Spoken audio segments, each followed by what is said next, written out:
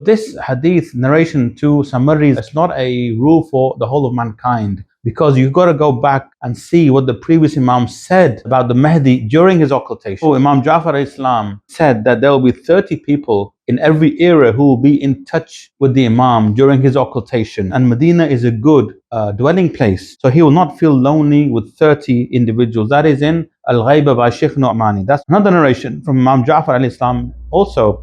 Is indeed the master of the matter, meaning Sahib al-Amr, will have two occultations. One will last so long, the people will say he's died, and others will say he's been killed, and others will say he has disappeared. Only a few will remain firm in his belief, and no one will know where he is except the deputy who manages his affairs. Could it be one deputy? Could be a deputy in every area. It could be ism jins, as it's called in Arabic, meaning there's always a deputy in every area. After one dies, another one comes and he makes him his deputy. So did the deputy never meet the Imam? Of course he did. Other narrations from Imam Jaʿfar al-Islam, again, indeed the master of this affair will have an occultation that is necessary. During this period, every false claimant will withdraw, but his true friends will still have knowledge of his affairs. This is in Kamal al-Din wa Tamam al-Ni'mah. Then you have all the previous episodes we've been doing with you in this series. How many people met the Imam? Countless people. Were they all liars? We had said al-Bahr al-ʿUlūm, also al-Muqaddas, al-Ardabīlī. We had so many reliable, trustworthy scholars who never lied in their life, and the Imam gave them an indication that he was the Imam. So were they lying? Of course they were not lying. Of course they met him. But how explicit were they? If you remember, we had Abu Rumana. He met the Imam in the desert, and he's buried in Bahrain. Then we have the letter to Shaykh Mufīd, mentioned in the book of Al-Ghaiba by Shaykh Tusi. This letter specifically praises Shaykh Mufīd and tells Shaykh Mufīd that he is trustworthy, he has a high status with the Ahlul Bayt, and he should explain to the Shia that the Imam is very much amongst them. Don't think that because he's been not visible for some time, he has disappeared. So who gave the letter to Shaykh Mufīd? It didn't come via email, DHL, or via TCS, or via Armex, or something else. It came by hand. So the person who delivered the letter also met the Imam,